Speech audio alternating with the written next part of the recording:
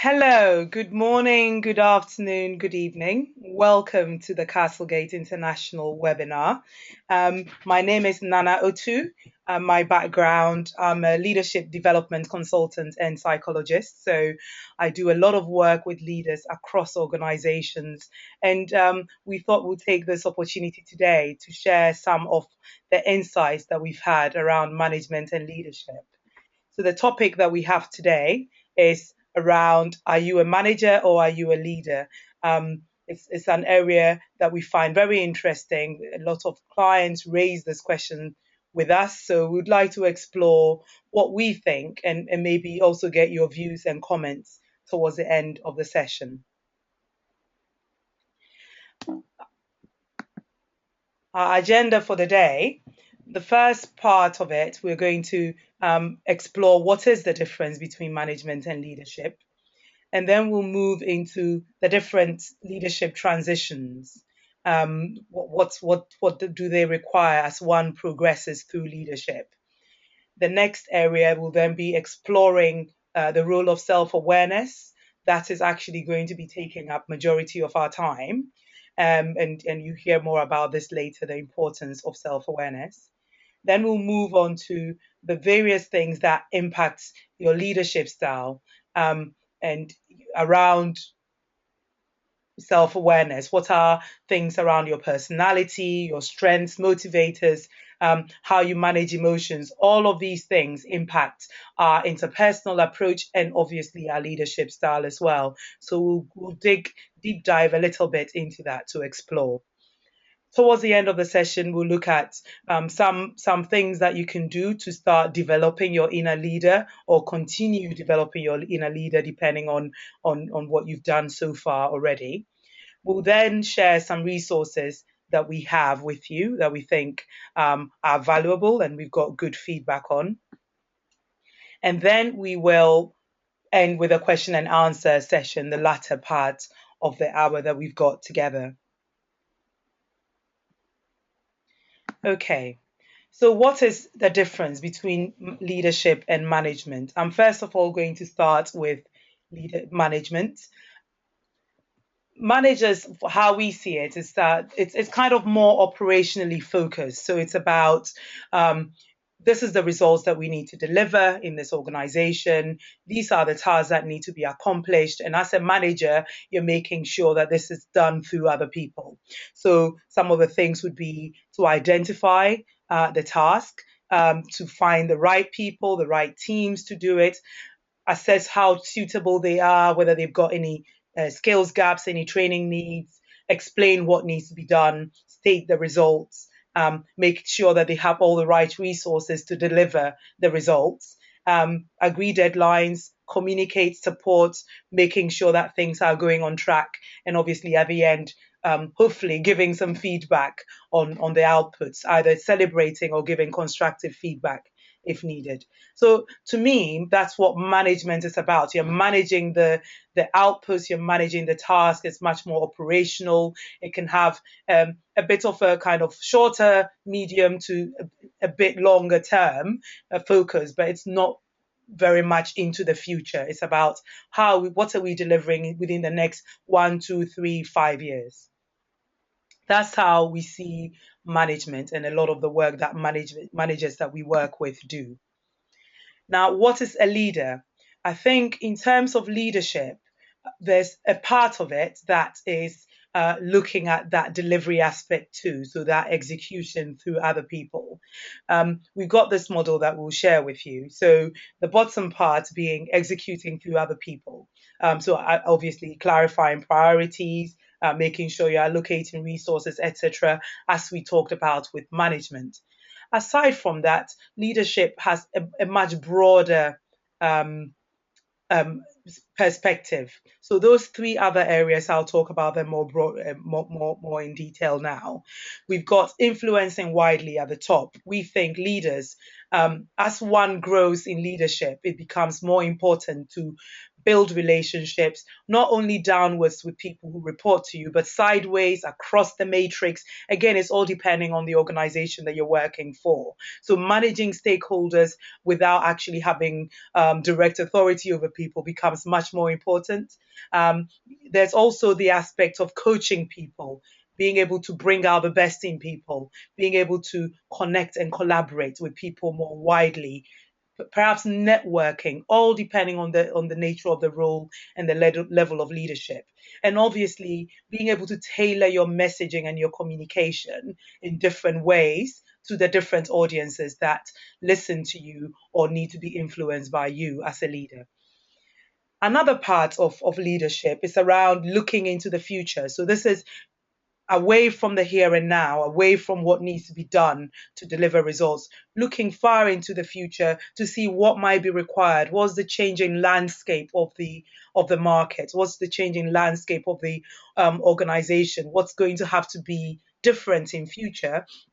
And then inspiring others to come with you towards that future, being able to lead the change, thinking strategically, and it's kind of much more broad. Yeah, so it's beyond the here and now, looking far into the future, what's going to be required to deliver a new product that might need to be created to fit into that future market. So a bit broader in terms of outlook. And then the final part is the whole person. So that's what we're going to be focusing a lot on this session. It's around increased self-awareness. What we find is that leaders need to have more than anyone a very strong sense of self-awareness, because that's how they can play to their authentic style, but also adjust and adapt where needed. So and be able to bring out the best in themselves and other people. So that we'll focus on in the coming minutes. Um, the This is some research that we did just to ask people what they say, what they think about leaders, where they've seen leaders who have inspired them in the past or currently inspire them, who are their role models. And these are some of the things they've said. I'm not going to go through all of them, but I'll pick out a couple of examples. So there's something here about leaders being able to create a compelling vision, being able to bring out the best in other people. So they have a vision and they create opportunities for other people to grow. Also around celebrating the success of the team, around motivating and inspiring, able to identify strengths and weaknesses of the people they work with and bring out the best in them. More sayings here. Some of the other quotes here, again, around enabling and empowering other people to outperform. Being able to seek feedback and take action is very important, obviously relating to increasing self-awareness, which we'll be discussing in a little while. And also leaders welcome opportunities to expand their own viewpoints. So they look at things in a much more broad way. Now we're going to move into the transitioning into leadership. There's a book by Charan et al. And some, I think, two other people, called The Leadership Pipeline. If you haven't read this text, it's actually very useful as one progresses through different levels of leadership. So I'll just kind of describe this pyramid that you can see on your screens to you. So at the bottom of the pyramid is when one moves into a leadership role. So from managing oneself to being able to lead a team. Again, this is where that you have to pick out the distinction between management and leadership. But on that first level, when someone starts leadership for the first time, you see that in terms of the development, what that person needs to focus on developing is around building a better sense of themselves. This is where the self-awareness piece comes in. It starts right from the beginning, being able to understand how to delegate, provide performance feedback, deliver through other people, and establishing themselves as a leader. Then you move to the next level up, and that's kind of moving from managing other people to managing people who are team leaders themselves. Again, this all depends on the context of your role. Some people may be working for multinationals or working for small, medium-sized organizations or small organizations. So you need to position yourself based on the complexity of the role. So when you're moving up the different levels, the assumption is that you've done the things that are at the lower levels already. What I often see is that leaders would have probably sprung to the middle management level and they've not had some of the fundamental development and focus on how they need to build up their skills. They've not done that. They find themselves a bit short when they get to the middle rungs because they've not done some fundamental things.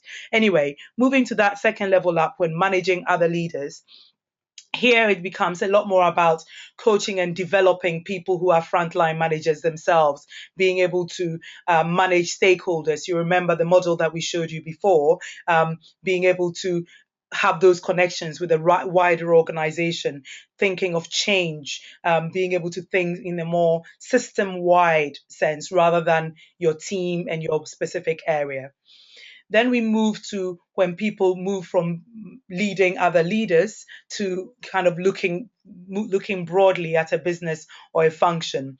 Here, the context becomes a lot more complex. People then need to adapt to change in a different way. They need to think more strategically. They need to engage, depending on the organization, being able to become a more politically savvy, understanding where the politics are and how to get the best out of the different situations. Then we move to the next level up, which is again from managing business or function to managing or leading a portfolio. And here it's becoming more complex. It's about adaptive change. Depending on the organization and the structure, it might be about managing the matrix. Again, that relationships and collaboration becomes a lot broader. So and here there's a lot of self-reflection that needs to happen. Yeah, so here, by this point, all the fundamentals of managing and delivering through other people and delivering consistently high results should have been done.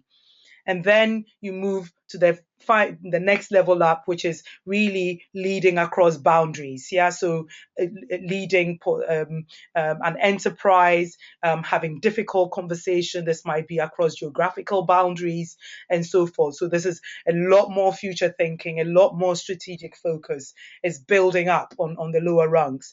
And then as you get to the very top of the pyramid, here we're looking at, kind of CEOs of really global organizations. And again, that's at this point, highly seasoned leadership and being able to work completely ambiguously, make decisions and set directions and influence and inspire a whole, thousands and thousands of people.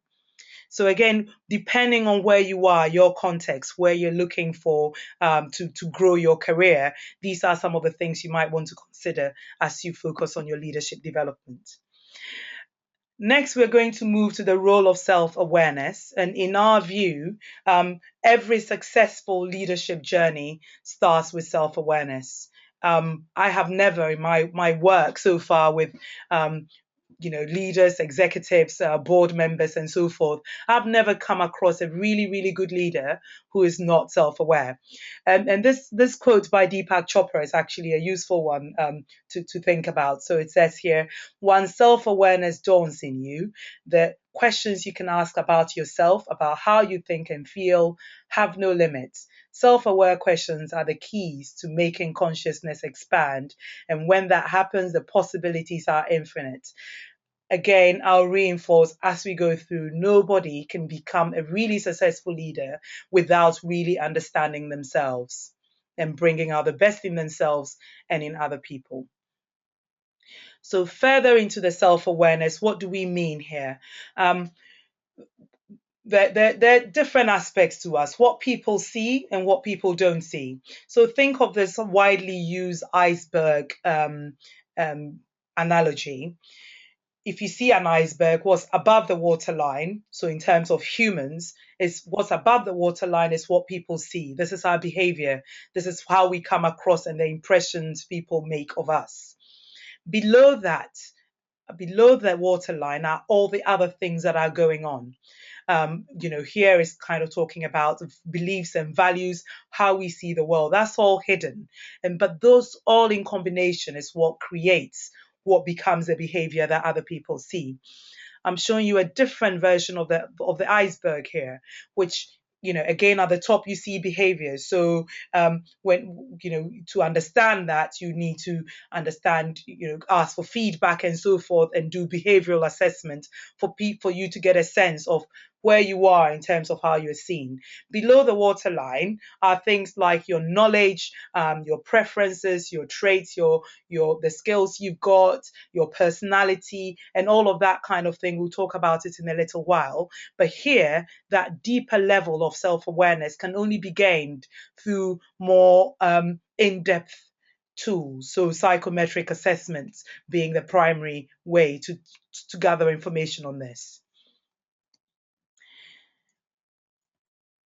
One thing that I always say is that, self-awareness is what leads to authenticity. What you cannot be authentic, you cannot be an authentic leader. I think actually it's quite impossible to be an authentic leader without being self-aware. So self-awareness is a prerequisite to becoming authentic. Only when you know yourself do you know when to play to your best side.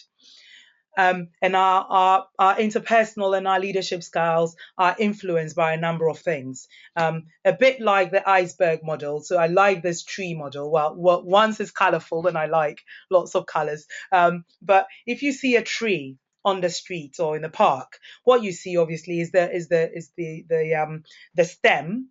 Maybe you see parts of the roots that have come to the top, depending on the kind of tree it is, and then you see the branches and the leaves and so forth, and the flowers on them.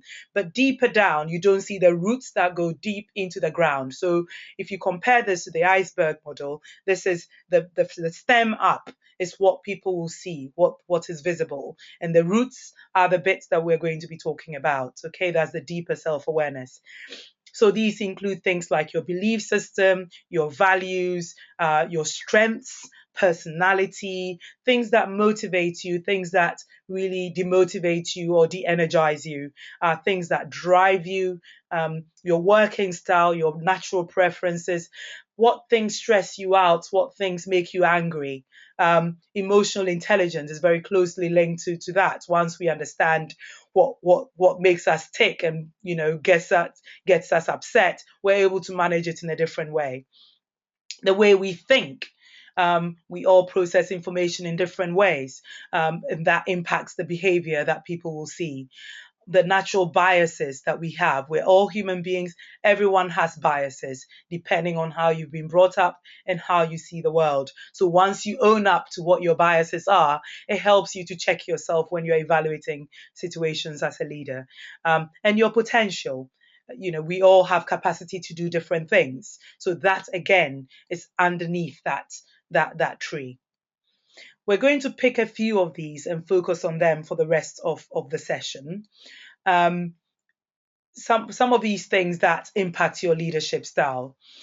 So the first area will be around personality. And here we're sharing the example of Myers-Briggs type indicator. I mean, personality is a minefield. There's so many different tools, so many ways of finding out about your personality. I've been doing this for many, many years, and I always, with a different tool, discover a different part of myself, and usually kind of seeing how it connects to other tools that I've done in the past. But Myers-Briggs is one of them, and it's one of the most widely used and validated tools out there. You find a lot of information on it on the internet, but actually to do it properly, you'd need to have the proper questionnaire and the assessment done. And it helps in terms of your awareness of how your natural style is compared to other people that you might be working with, and where the differences might lie. Because quite often when we clash with someone or have difficult relationships with someone or other people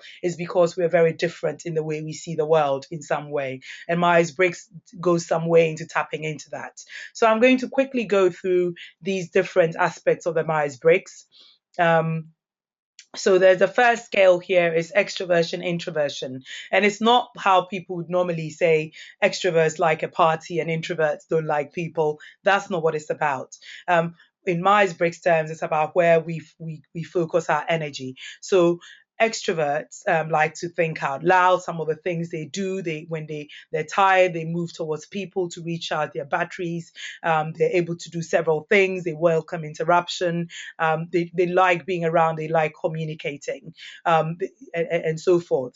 Um, Introverts, on the other hand, they are more thoughtful. So they think before they talk or they act. They move away from people to recharge their batteries, but then they can, come back with people. So they need time to concentrate. They like to kind of think about ideas, get energy from the inside. Yeah. So here, there's a difference between your personality and how you behave. Quite often, you might see someone who is actually introverted in personality, but they are extroverted in behavior.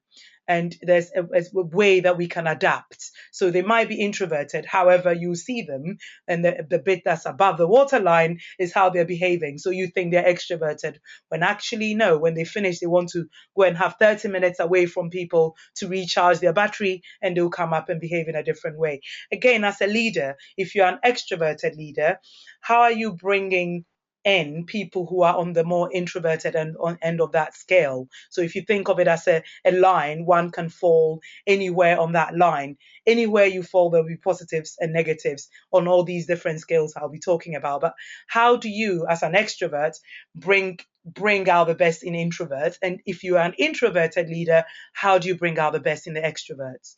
I'll move on to the next scale for the Myers-Briggs. That's sensing and intuition. So people who are on the sensing side, they like facts, they are practical, concrete, they focus on the here and now, what's immediate. They do things step by steps, they are detail focused.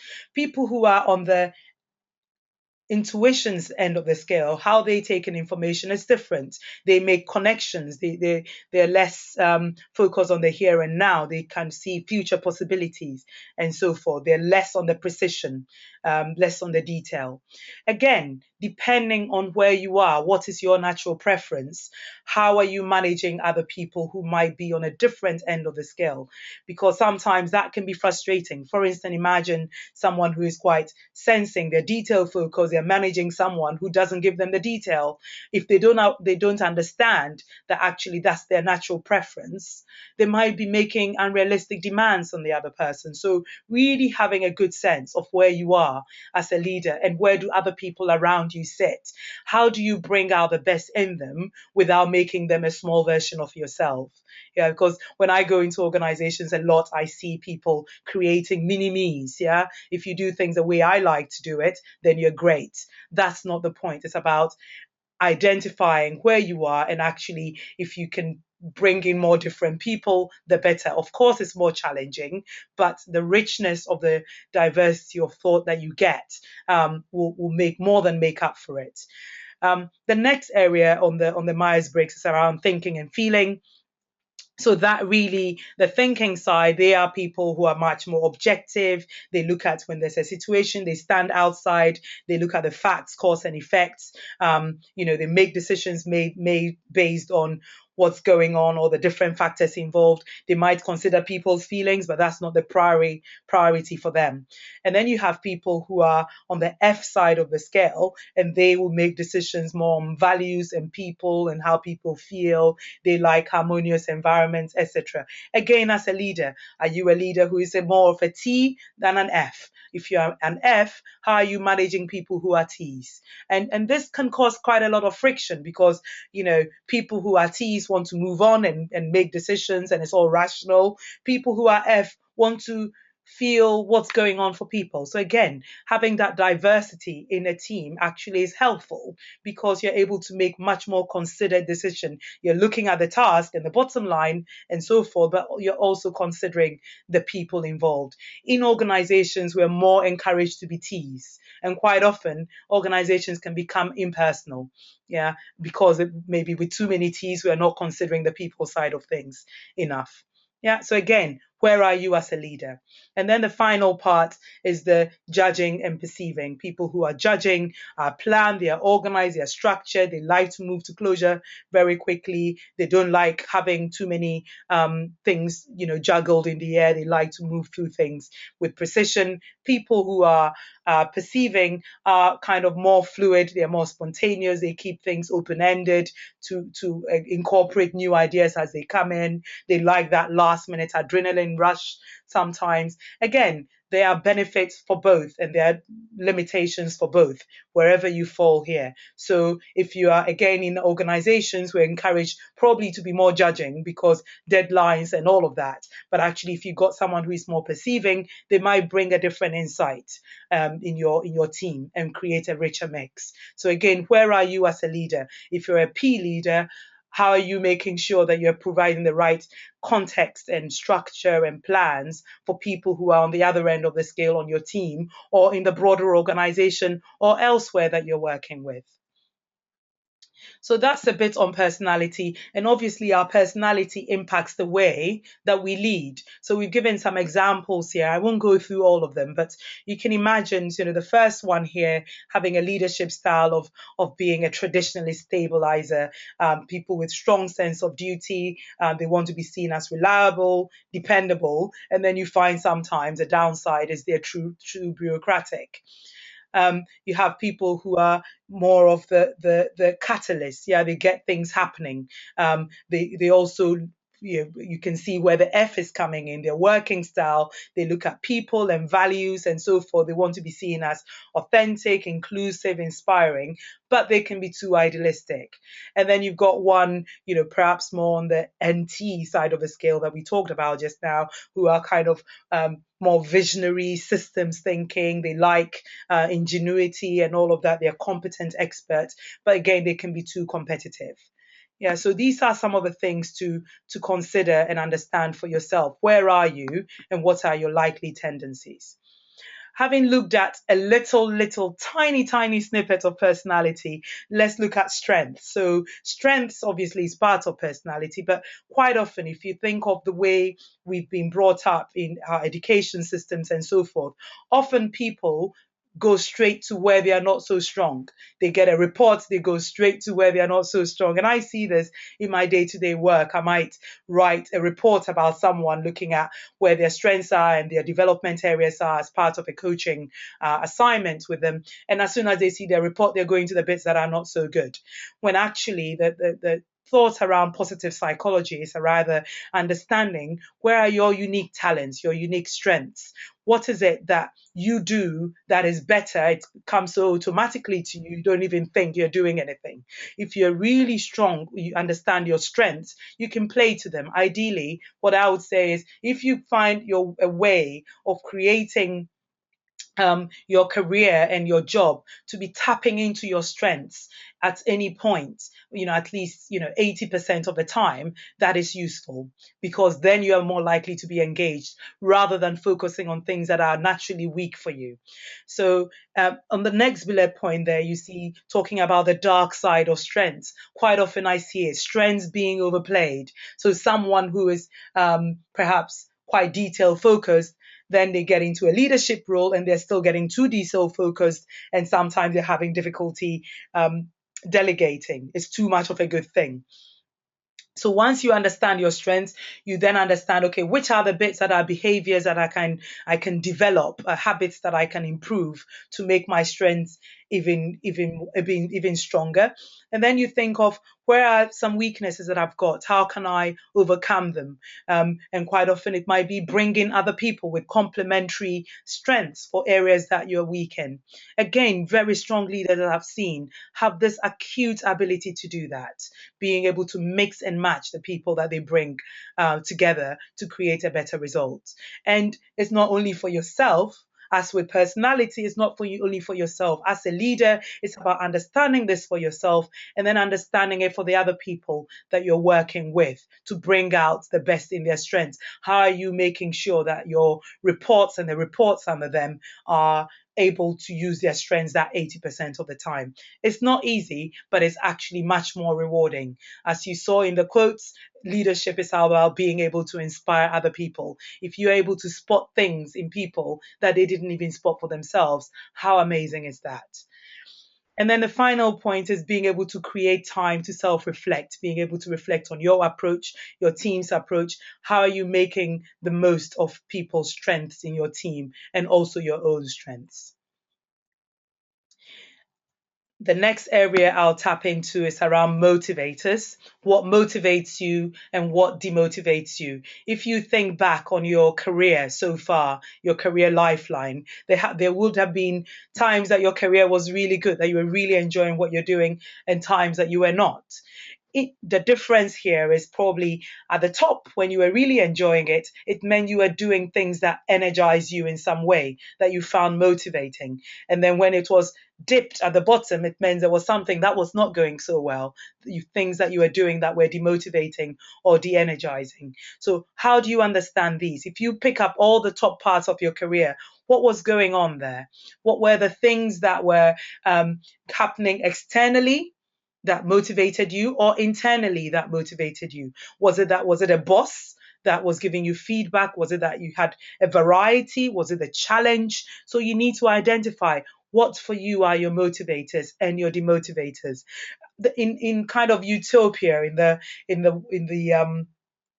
the best case scenario, it's when you're doing a task, doing something that you're enjoying and doing, enjoying it so much that you completely lose track of time and space. And I've done this sometimes for us when I'm creating a new a program or a coaching program or bringing in different thoughts. I get so lost in it. The next thing you look at the time and you've missed your lunch. You know, you get completely absorbed.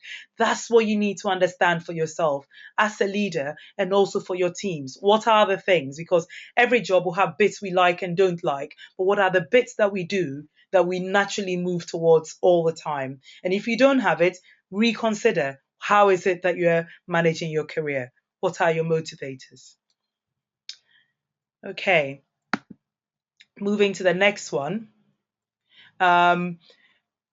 Around our personal drivers. And here I'm going to take an example from transactional analysis, which is an area that is kind of in psychology. And this here, it kind of says we all have underlying drivers. This happens on a very subconscious level. Sometimes you don't even know they're there.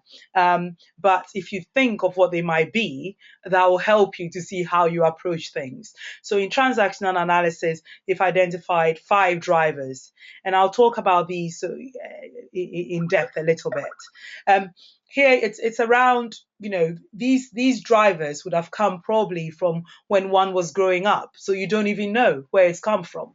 And I'll explain. So the first one there is saying hurry up. And these people, they, you know, kind of the big assumption they make is that they're okay if they hurry up, if they do things quickly. Underlying it, they have an anxiety that they don't want to have nothing to do, they don't want too much silence.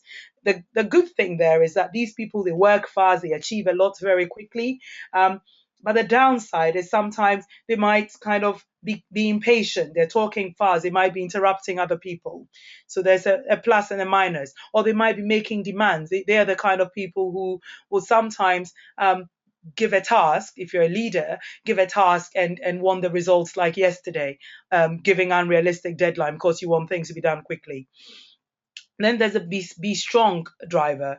The be strong is around, you know, they're okay if they don't allow themselves to have feelings. They don't like you know, subconsciously, they don't like to expose weakness.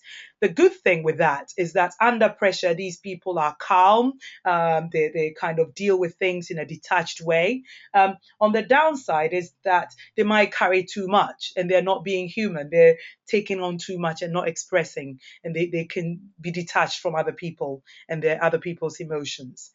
So again, you know, where might you be in this area?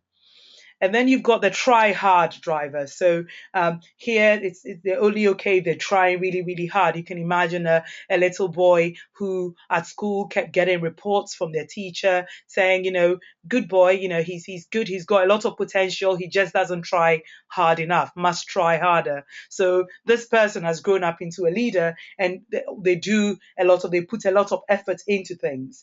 They don't want to be accused of not trying hard enough. So here you see that these people put a lot of effort into things, and that's a benefit. The downside is sometimes they're putting efforts that are not even leading to results. They're going off on a tangent.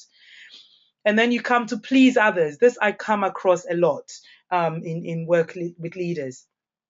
Here the assumption is you're okay if you make other people happy, so they don't want to be rejected underneath it all. And they tend to be the benefits there, they're good team players. Yeah, they agree with people, is great for the people like to have them around. The downside is that they don't probably offer their own opinion. They're not assertive. They don't push back where needed for fear of upsetting people. And I see this quite a bit with people that I work with. And then you've got the be perfect driver. That's also very common. And I've kind of touched upon it before, where people think they're okay, they do things perfectly. They don't want to lose control or go for lower standards. That kind of is there in the background for them, although they might not be aware of it. And here they have reputations for being accurate, providing quality work and reliable work and so forth. The downside there is that they might get too bogged down in detail. They might like to do things in a certain way so that it's so hard for them to let go and let other people do it.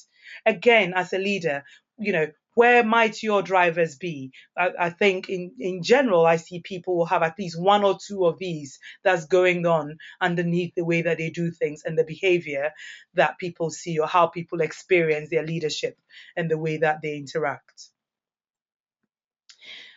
Then we move to thinking style, this next area.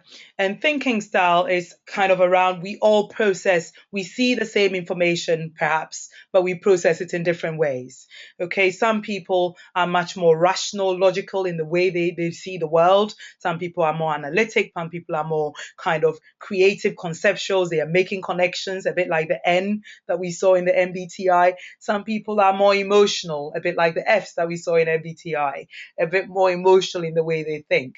Again, as a leader, if you understand how you naturally process information, what information you're likely to see and gather from a situation, you're able to see where you can bring a different perspective. Because if I'm seeing a situation and I'm completely seeing the facts and the detail and not looking at the feelings or potential possibilities there, I need people who might be able to see things in a different way to bring that richer thought and inspire actions in a better way.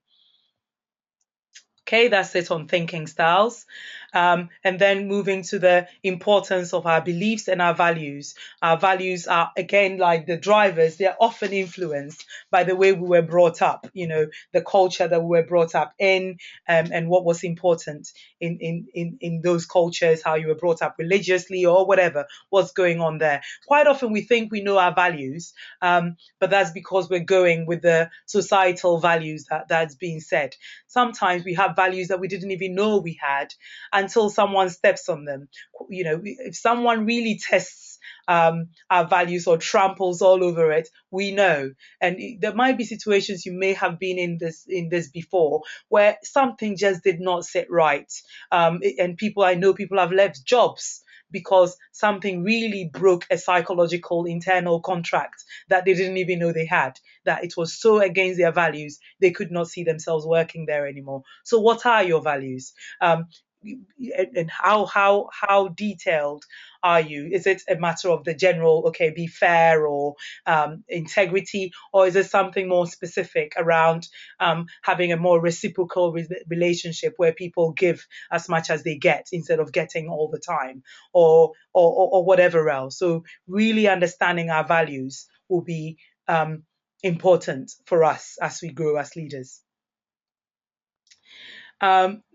The final part of that under the tree and in the roots part that I'll talk about is around understanding what our stresses are, and really managing emotions.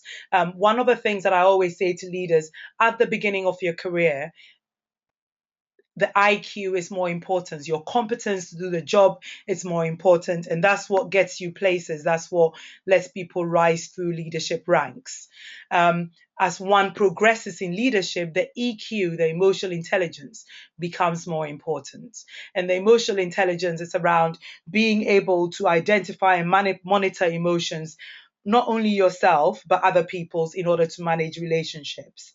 Um, and here we even sent a tweet out about it this week. There's a very useful article in by Daniel Goleman, who is one of the gurus of emotional intelligence, and in the New York Times. But anyway, I'll not digress too far. But it's kind of, if you as a leader understand what's going on for you at any moment in time, you're able to manage how you express yourself at that moment. So if you understand, we've got this circle of concern, circle of influence circles here. The yellow one being more around, or the yellow oranges one, is more around in whatever situation, what is going on. Of course, it's impacting you.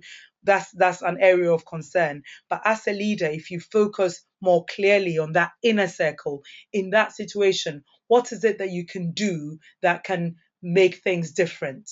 This is a very important for resilience, leadership resilience, and how you're viewed, because under pressure is when people look up to their leader, and people who are emotionally intelligent are able to remain calm in very, very stressful situations, because they know the bits that they can control, and they're able to understand their feelings around what's going on and take positive action, constructive action in the area that they can influence, rather than letting out steam, stressing out, and everyone around you seeing that stress. Again, if you remember the very beginning, we talked about that leadership model. Relationships become more important in leadership. So what is it that how was the impact that you're having? And your feelings very much dictate how you behave, and the impact that you have. So once you're clear of what those feelings are and how they might impact you, you contain them in a different way. Okay, so that's it on kind of emotional intelligence for now. Again, there's a lot of material and reading out there on emotional intelligence, and something that can be explored. The next area, so now we've kind of considered a little bit of some of the things under that iceberg, some of the things that are under the tree. How do you put this into practice as a leader? How do you develop yourself? How do you get that broader self awareness to make you more authentic? First one here, seeking feedback is the most simple thing, but actually it is one of the hardest things for leaders to do. The number of leaders that I talk to, that they never seek feedback because it just makes them feel vulnerable. Yeah. Again, it's only through feedback that you understand what's going on at that behavioral level above the waterline. 360-degree feedback, just informally asking people what they think, the impact you're having, etc. That gives a good sense of that above the waterline. Then we move to, if you want to go beyond that, getting a bit more in depth, then you're looking at do some well-validated psychometric tools, perhaps. Those are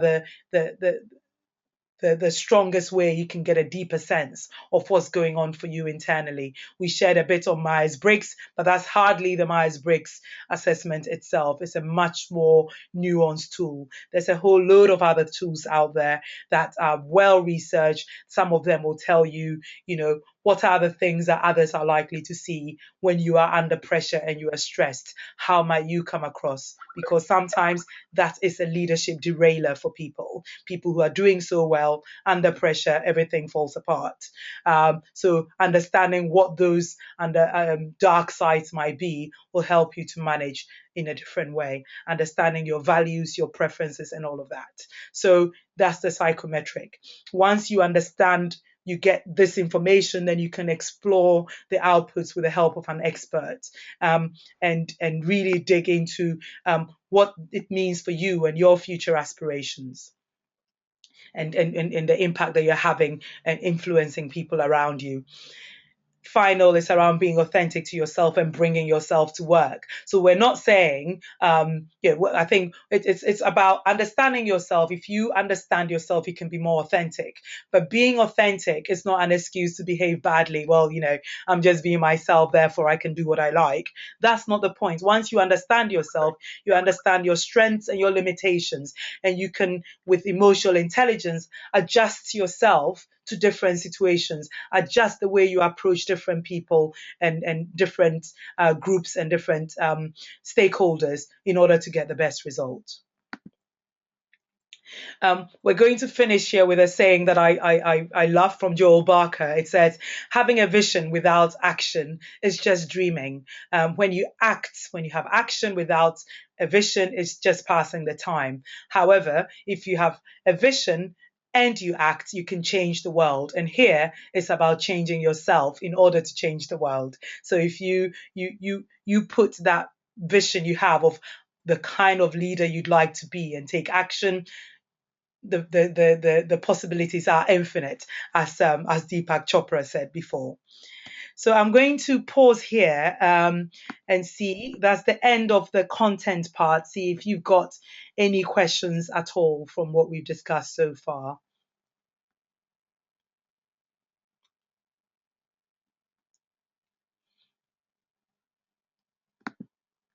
Any comments, anything that struck you from the information that I've shared, feel free to share.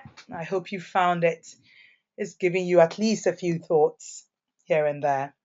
I'll give it a minute or so and then we can carry on.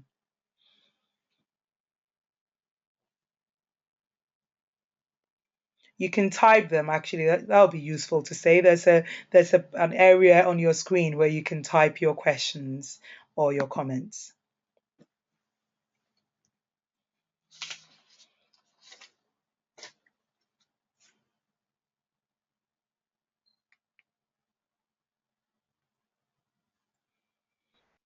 Okay. 10, 9, 8, 7, 6, 5, 4, 3, 2, 1. Great. I'll just take that to mean that I was so clear that no one had questions for me. But of course, if you've got any questions afterwards, feel free to email us and I'll share the email information in a little while. The next part is just to share some resources with you. So here we've got this tool in the spirit of self-awareness and understanding yourself and getting a sense of the above the waterline, the behavioral aspect. What is feedback that people have?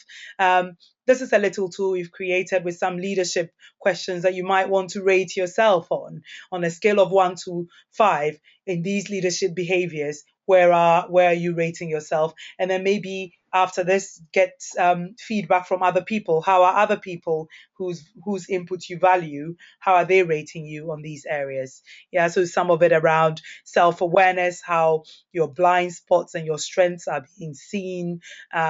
Also, how are you managing team diversity, the way you communicate, manage change, coach other people, etc. Quite often, I see people using the word coaching quite loosely when actually they're telling people to do or they're mentoring them. Coaching is around being able to get input from others by asking them the right questions and getting them to think in different ways. So, how great is your coaching skills and so forth. Okay, so that's something that we'll send you that you can use. And then the next one here is an exclusive offer that we are offering for people who are attending our webinars. That first of all, you can have access to a 30-minute consultation for free. Can I repeat that again? For free with me. So we like to call ourselves very generous in Castlegate. So we don't only do that, we are also offering you the opportunity to have 30 minutes of feedback free if you do any of our psychometric tools that we use. So if once you complete the tools and so forth, the first 30 minutes of the feedback, absolutely free. I can't say better than that, really. So I hope you take us up on this offer. In the meantime, Thank you very much for joining me. You can go on our website and sign up for our blog. We have a lot of content that we send out at least every other week, and that's not spamming. It's actually useful, very useful content for leaders who are on any part of their leadership journey. Here are the contact details for me. For the general one is info@castlegatein.com. You've got our number, follow us on Twitter, etc. We would love for you to stay in touch. If you've got any questions, do get in touch with me. Other than that, I will leave you and say have a great day. Thank you very much.